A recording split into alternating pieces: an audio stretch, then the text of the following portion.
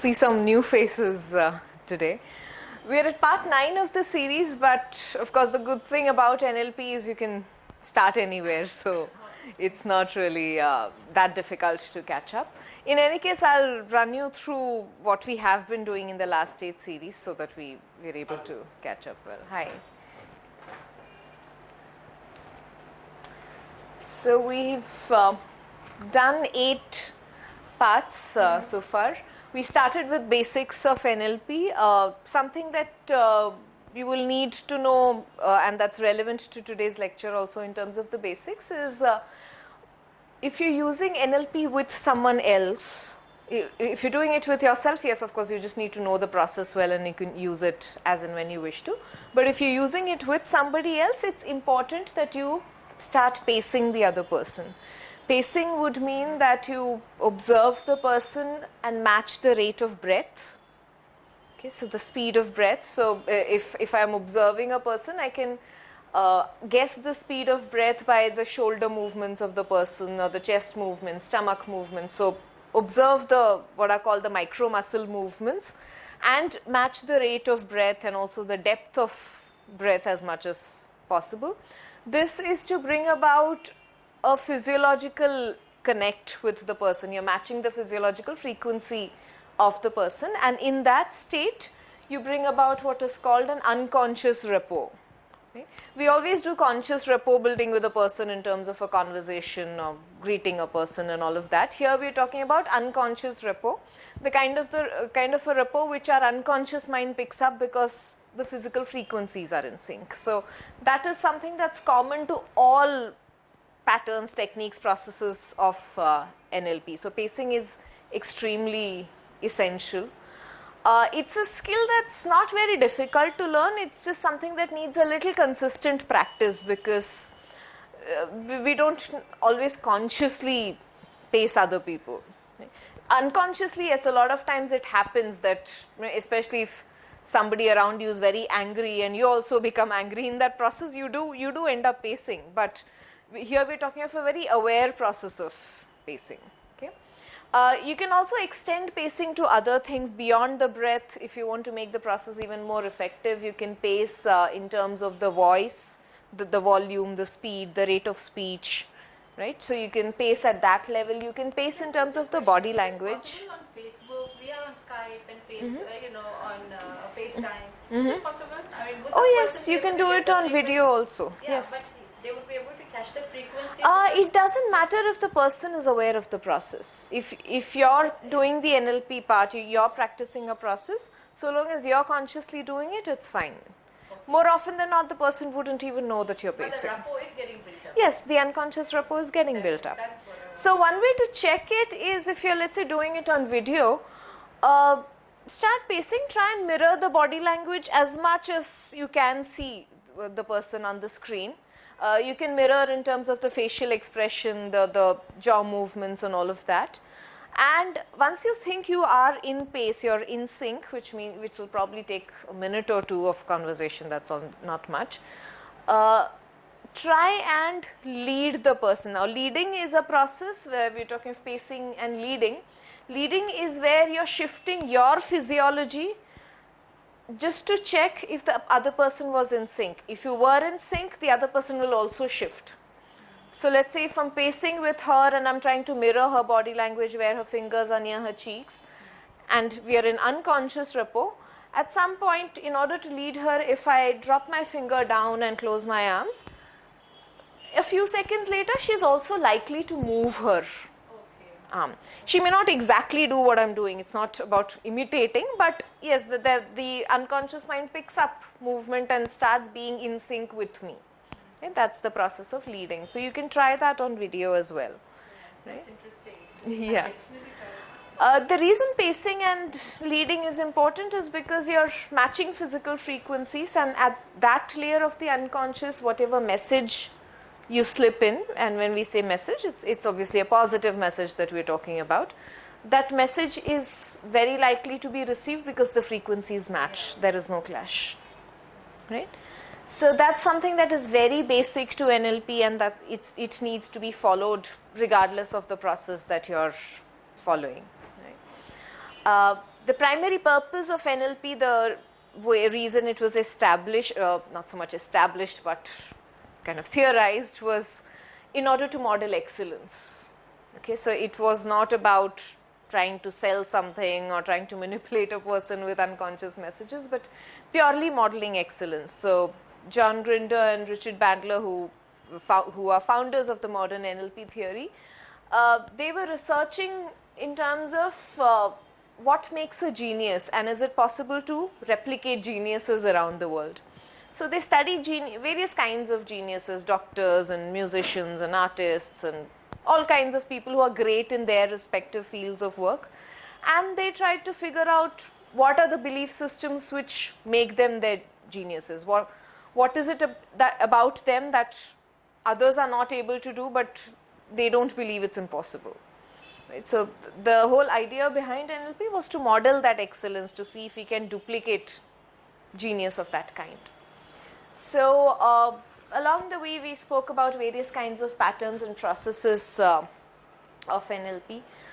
Today we are going to be talking about possibly one of the most popular NLP processes, which is Fast Phobia Cure.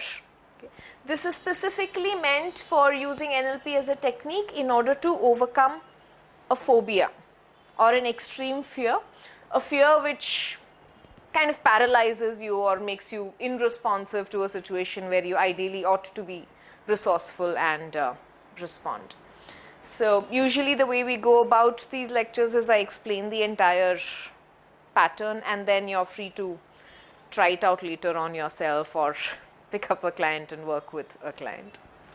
So the important thing with this particular process, and with all NLP processes, the great thing is they are all short processes. You probably take about max 15-20 minutes, not beyond that, to work with these processes. And all of them, if you've done it with absolute rapport with yourself or with another person, then all of these are one-time processes. You don't need to keep doing it over and over again to achieve results. It's once a message is embedded in the unconscious mind, it's done. It doesn't really take repetitions to achieve the same result.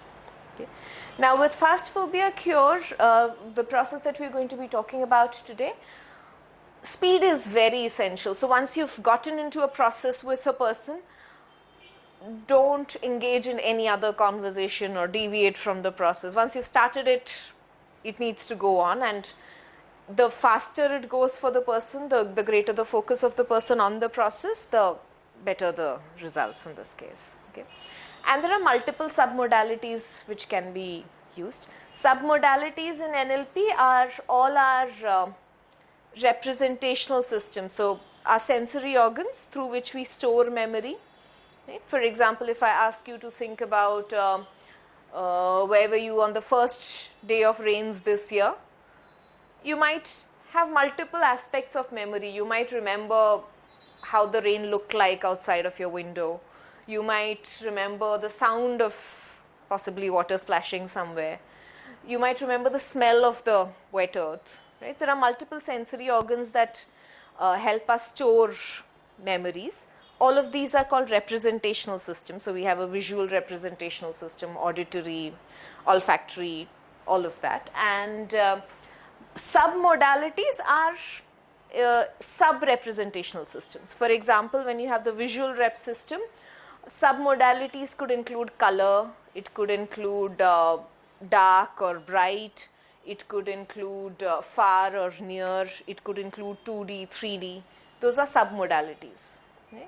Similarly, with the auditory memory, submodalities could be your voice, volume, rhythm, a certain sense of music, tone, all of those are submodalities. So in the Fast Phobia Cure process, we can use multiple submodalities as and when they come up for the person involved. Okay. So here are the steps. Now remember that there are various processes and procedures in NLP. This is specifically meant for curing a person of phobias. Okay, so if you're dealing with other kinds of ailments or emotional issues, then this is not the process. This is specifically meant for phobias. Okay.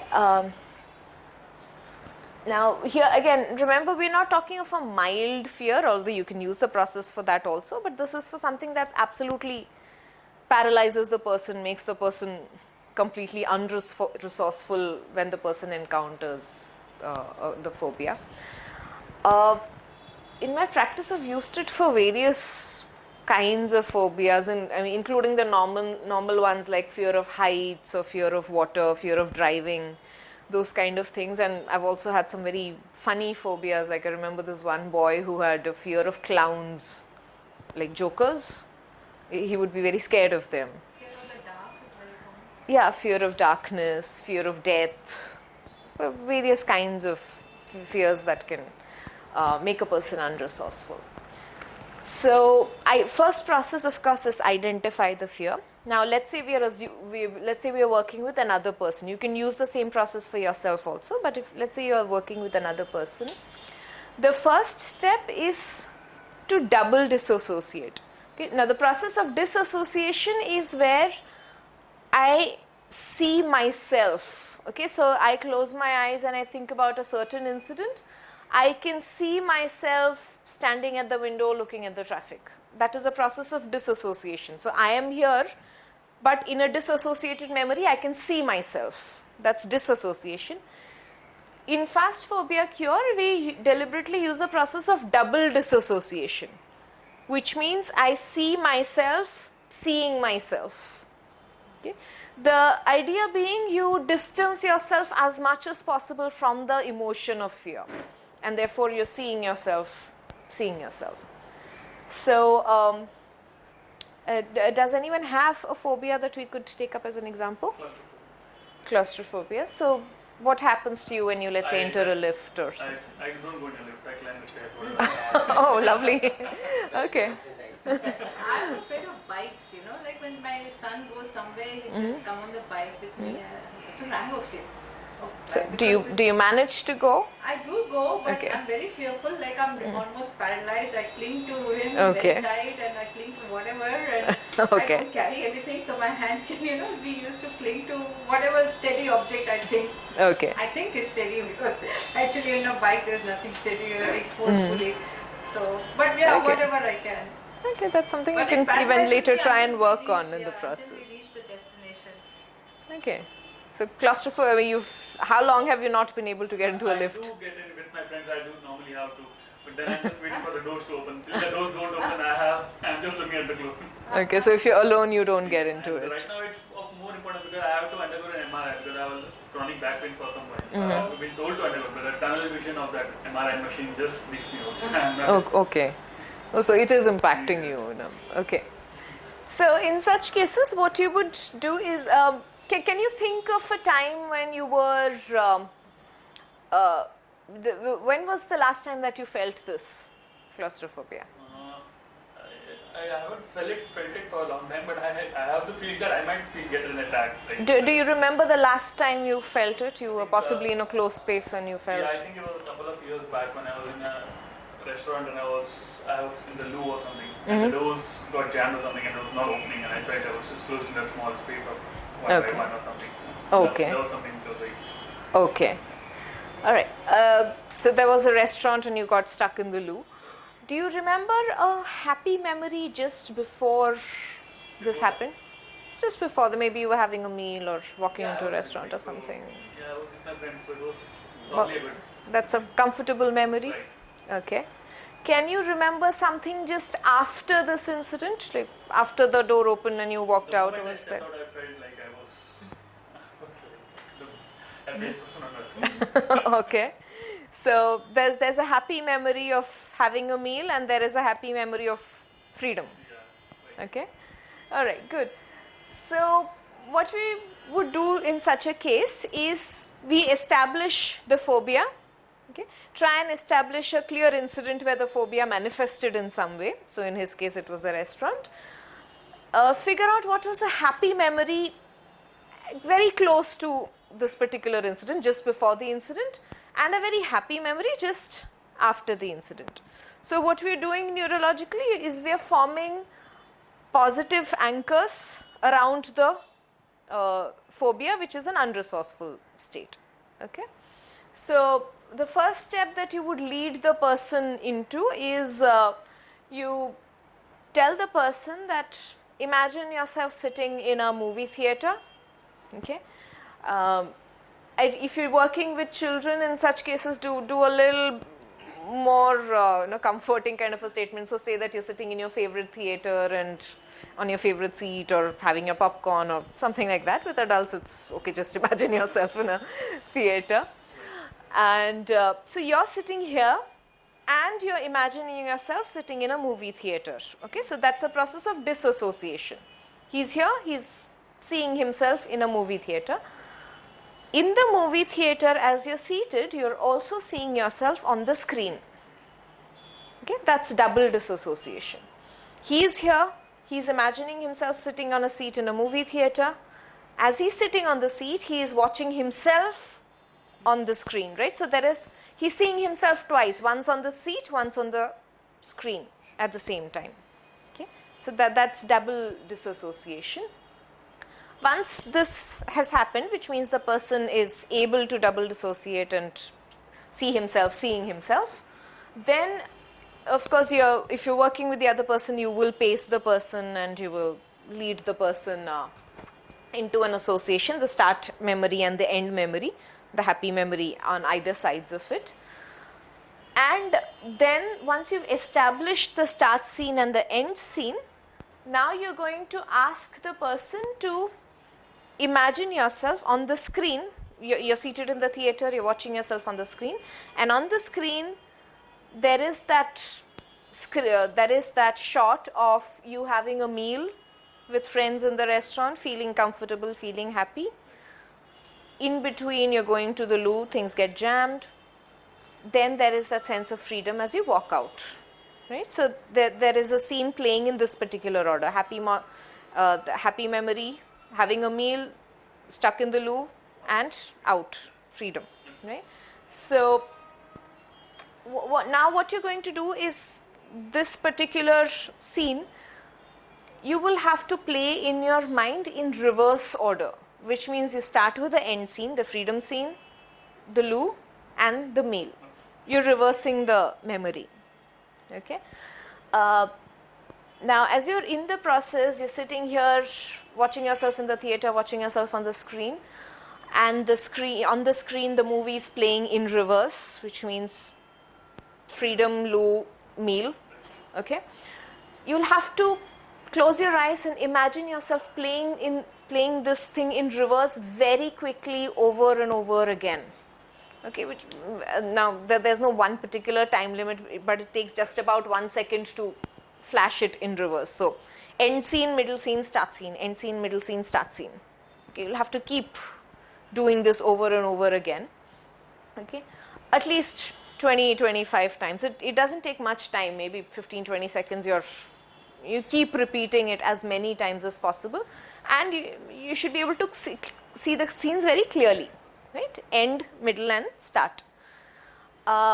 If you're working with another person, normally the person would tell you to give some kind of a sign every time you've played it in reverse, so that I know you are in the process, right? So probably just do this or tap somewhere, just to know that you're engaged in the process, right?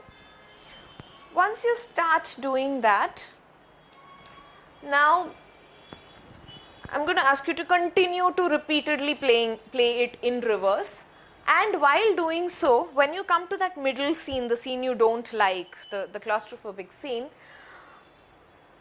I would like you to wash out that scene, okay? That's the best way to do, so I can touch it up. So visually, if you would like to do it, you might imagine yourself, when that scene comes up, imagine yourself throwing a bucket full of white paint on it or black paint on it, anything that makes it go away for you. Right? Now, different submodalities work for different people. You might try a whiteout or blackout. That usually works for most people. With some people, if they're not comfortable with that, some people like to imagine that middle scene going far away. It's like pushed out.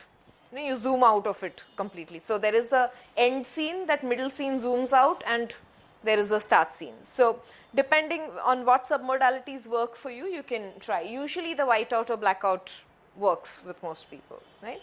So you continue playing the movie in reverse. So there is that freedom scene, middle scene, and the meal scene. When it comes to the middle scene, you white out or black out, right? And continue playing it in reverse, and it needs to be really quick. So just about less than a second for every reverse play. Once you white it out, when it comes again, you again white it Yeah, out? yeah, you keep doing it. So it takes a few repetitions. So It takes like a basically good. it has come down to two sequences. Yeah, so Then there the is actual- end scene, there is a whiteout, and there is a start scene. But that whiteout is still there, right?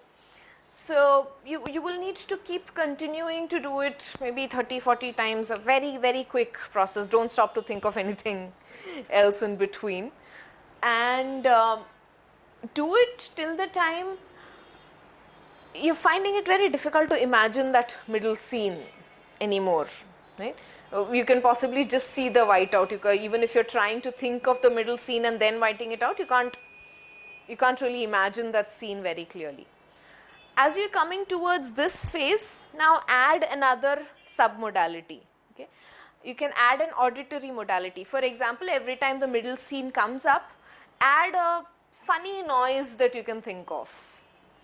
And it could be any funny noise. It could be like maybe a squeaky sound made by a cartoon character or something. Right? Any funny noise, any noise that makes you laugh, maybe Donald Duck talking, right? So when the middle scene comes up, you're not only whiting it out or blacking it out, but you're also imagining a funny sound that happens when that middle scene comes up, right?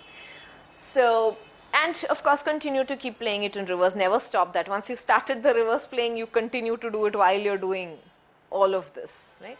So you're adding distracting submodalities into the middle scene. So once you washed it out, once you're adding a funny auditory thing around it, and keep doing this several times, again 30, 40, 50 repetitions, as many as you think is required. Now usually when you're working with a person, that person's eyes are going to be closed.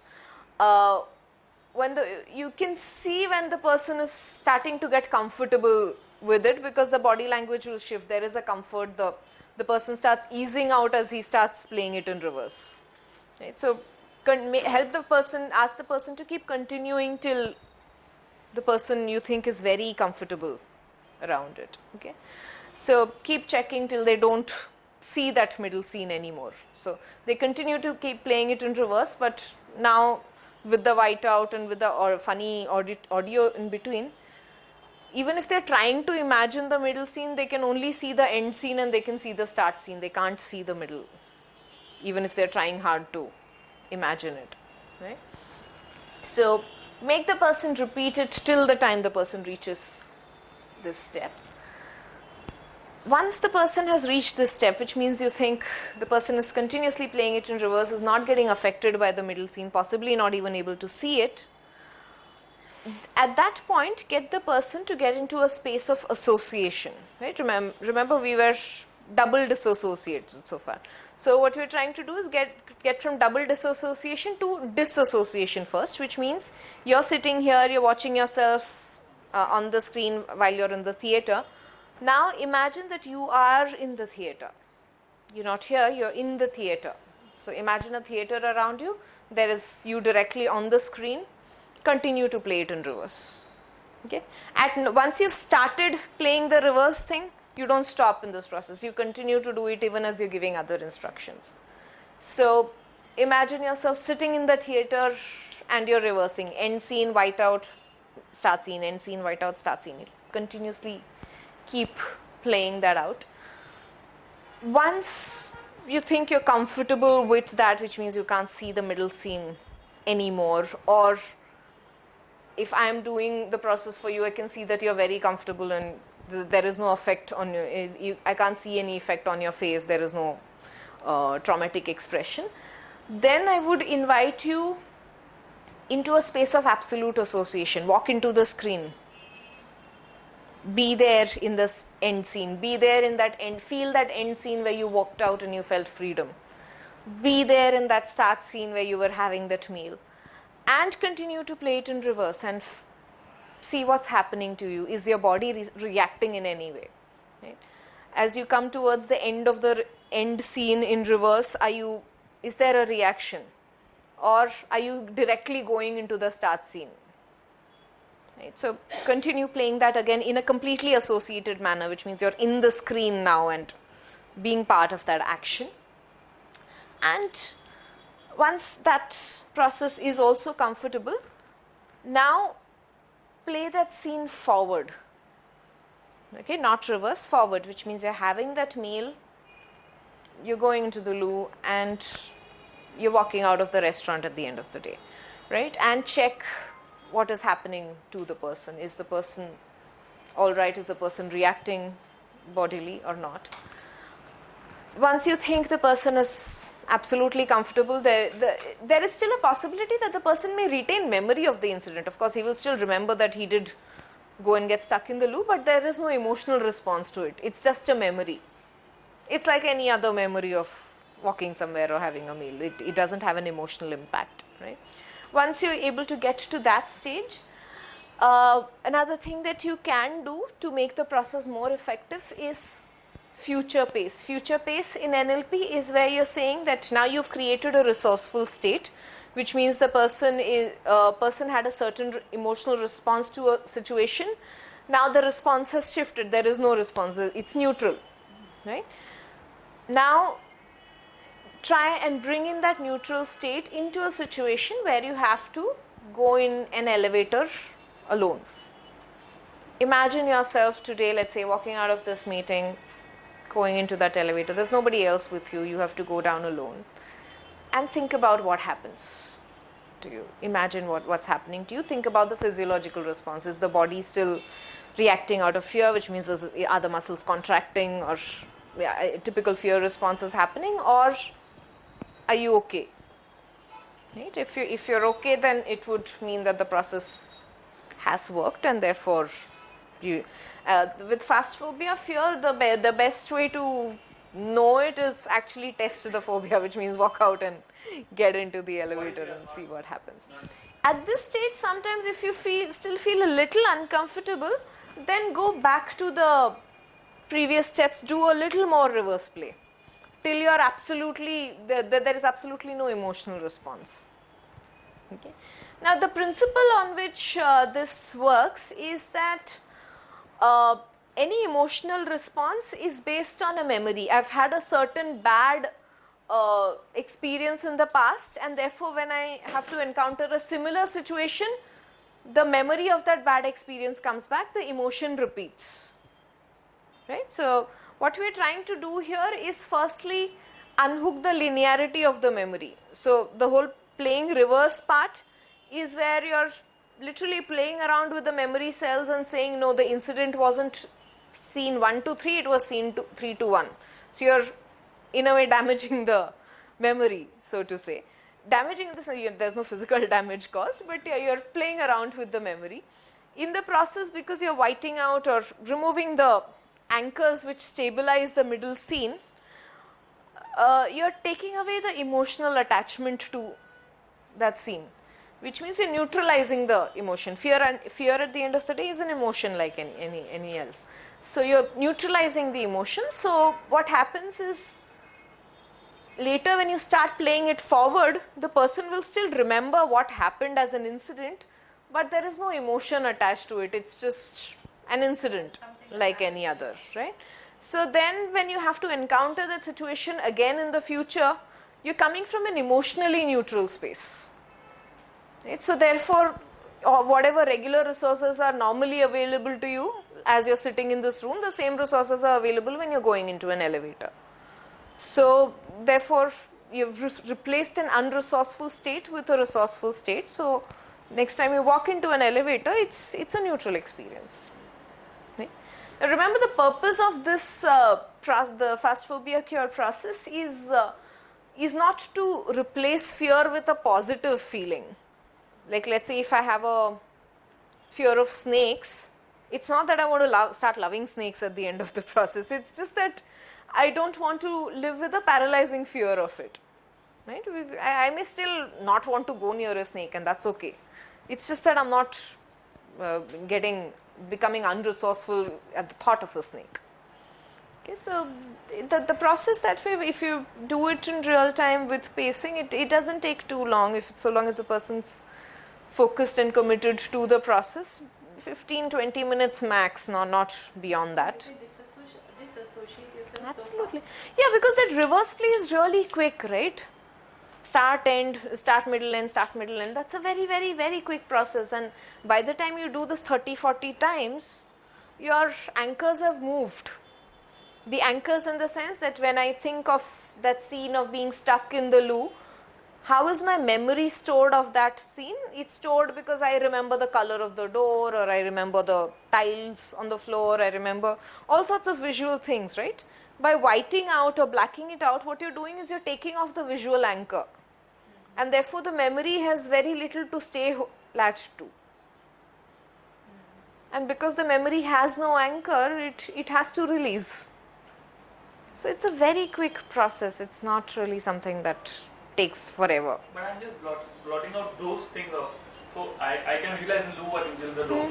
So now I'm writing it out. Yeah. But when I go to the different thing like an elevator, everything is different, right? It's not the same. So why does my response be the same? Why does it be different? Because in your mind, a closed space is what triggers that response, right? So what you're doing in this process is you're unhooking the memory from one particular closed space. The mind has a tendency to transpose. So the next time there is a similar context, it will transpose and say, okay, I can't really figure out what emotion to associate, so I'm going in with no emotion. So that's how the mind starts responding to it. So it's a very quick process, 15-20 minutes max. But if you have a painful memory, let's say, now this you're talking about fear. Fear. That causes painful, maybe not exactly a painful Not memory. painful, but it's just an unresourceful state. I mean, you're not able to perform, so to say, in that yeah. space. So how would you be able to use the same technique for some memory which is painful or brings you? There are better patterns for it. There's something called the swish pattern which works better in such cases where you want to, in a way, change your association with the memory. If there's something that causes you pain or grief or sadness, then there's a better pattern to work with it. Oh yes, it does. See, end of the day, NLP works with all kinds of belief systems. It explores how beliefs are stored in the body. Beliefs are largely stored through these submodalities, the audio, the visual, all these media are what store memories. What we are doing is playing around with the media to unhook the memory and release the memory. And once it's released from the body. It's a simple process. Fast. You think It's absolutely fast. It's very fast. And there are brilliant results that we see out of it. I remember once there was this lady who had stopped driving for a long time after an accident, and she was actually fearful of getting behind the wheel. Immediately after the process, she walked out. Somebody lent her a car. She went and drove around the compound, and she was comfortable. So the quicker you test it, the easier it is to anchor the new behavior. You had a question. Yeah, one thing before that is about underlying thought. That is one thing, and second thing, because many times things may not be so.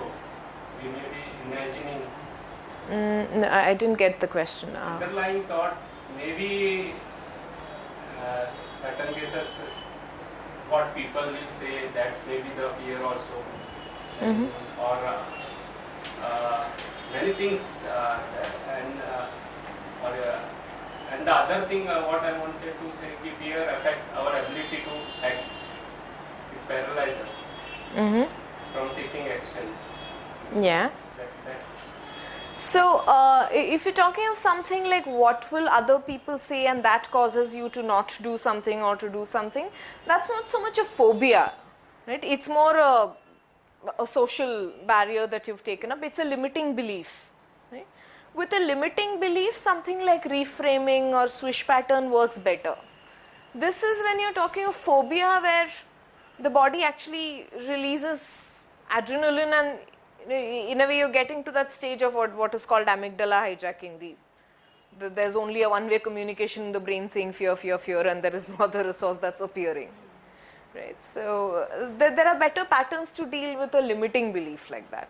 This is purely when there is phobia, which means there is you're paralyzed in a situation for which there is no logical reason. Now, I have a neighbor who, when she listens to old music, because she grew up with that music, Meena Kumari's like Pakiza, she literally starts crying. Okay, and though she enjoys that music because it's so much part of her, her childhood or whatever she associates it with, but she refuses to listen. She says, every time I listen to such music, I just start crying. Now, how will she deal with this? It's not a fear, it is something that... okay, that's would you not say a that fear. NLP says don't listen to such music because you don't want to go in that sorry state of mind also, yeah? Well, it depends. How important is it for the person to listen to that music? If you think it is important and she does enjoy it, in such cases you can reframe the belief around it. So you don't have to use this pattern. You can use another pattern called reframing, and you can unhook that association of sadness coming with the song. It could just be a song that can be enjoyed. So you could do, yeah. Would you call it sentimentality? Well, it's end of the day, whatever it is, it's a matter of choice, right? I'm choosing to stay with that association of sadness with the song. Sentimentality is also its effect from the outside, not from inside. Yeah, but ultimately at a subconscious level, I'm making a choice, right? Not everybody cries when they listen to that song. I cry, and I'm repeating that like habit. Independence Day, when I hear the song, "Ye Mere Watan Ke Log," it brings tears down. I mean, there's no way I can stop myself from crying. Now, here the choice is how is it putting you in a state which is unproductive? If it's not, it's okay. I mean, if a song or a movie evokes a certain reaction in us, that's okay. That's also part of enjoying that song or that movie, right? It's just that if it puts you in a state where you're not able to enjoy it because you're too busy with the reaction, then you might want to explore shifting that process. Otherwise, having emotion in itself is not wrong. Whether we can exercise that choice to experience Absolutely. the emotion or not. Absolutely. Like it's my choice whether I want to really feel emotional or feel neutral. Yes. I Yes, want you to can. exercise that choice. You see, You can. I want to listen to the song, but to enjoy it, maybe I need to experience the emotion. But that should be my choice. I may want to listen to the song also being neutral. Yeah. Now, how do I exercise that choice? That would come with reframing. So yeah, you can reframe if you wish to. It's just that be aware of the fact that it's okay to have emotional responses, and not all emotional responses would be pleasant, and that's perfectly fine. It's also part of being human, right? So it's just that when your emotions, emotional responses come up to a degree where you're rendered unproductive or unresourceful in a situation, then you might want to shift it because it's not helping you. But otherwise, emotions in themselves are good. That there's nothing wrong about it. That's the essence of life. Yes. After all. It is a choice at the end of Yeah, the day. that's true. I want to exercise that choice. Yeah. So you can try reframing for Reframing. that. Yeah.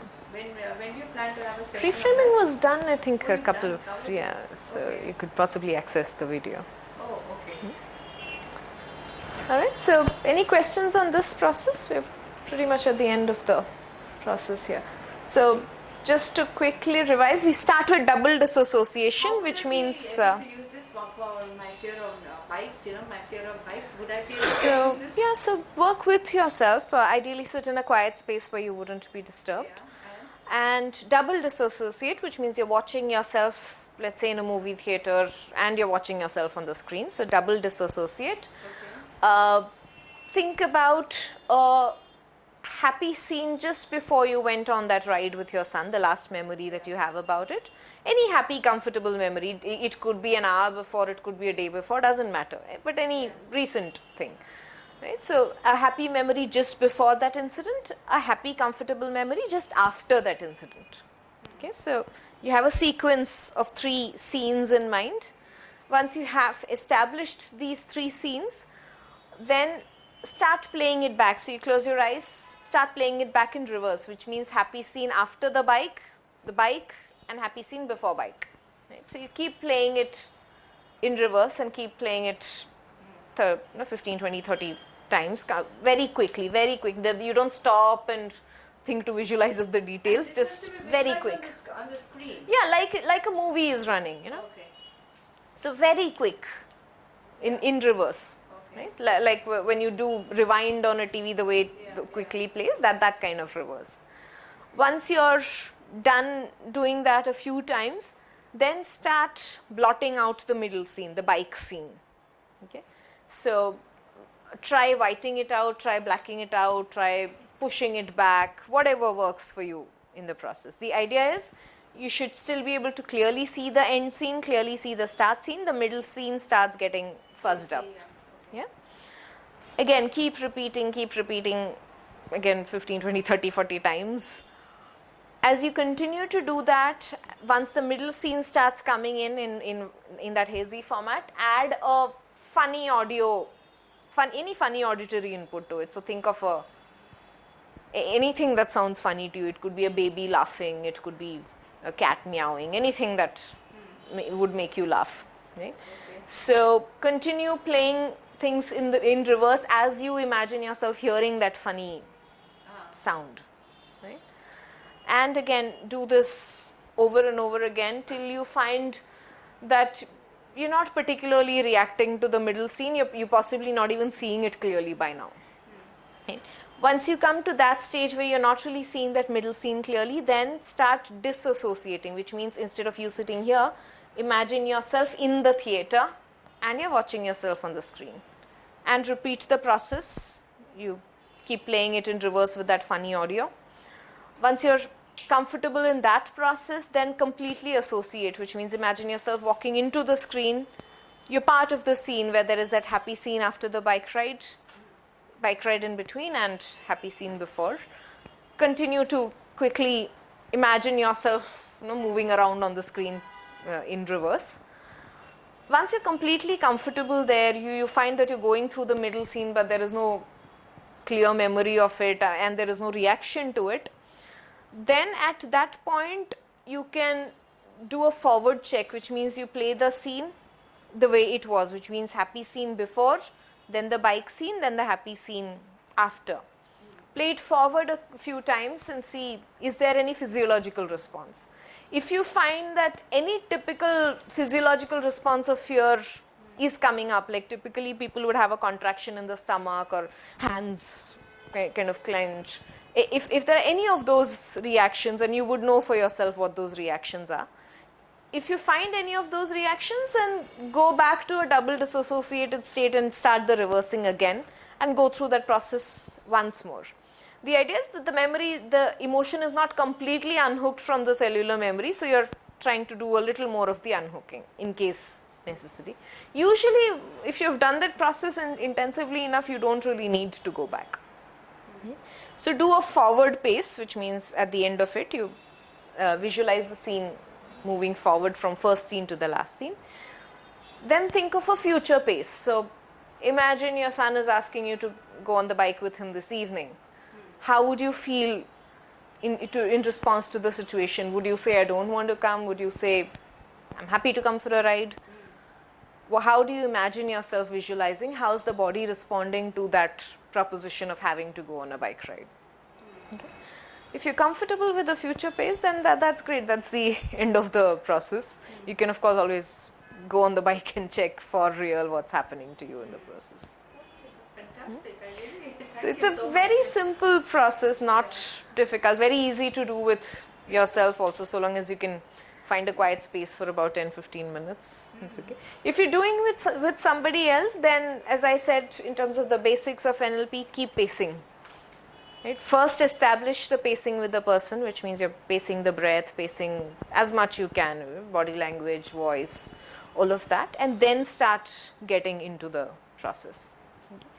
Now, pacing doesn't have to be a very conscious turn process, which means if I'm going to sit across you, I'm not going to say that, okay, I'm going to now start pacing your breath. It's not, the person will become too conscious about it. Just do it in a conversational way. You talk whatever you talk with the person.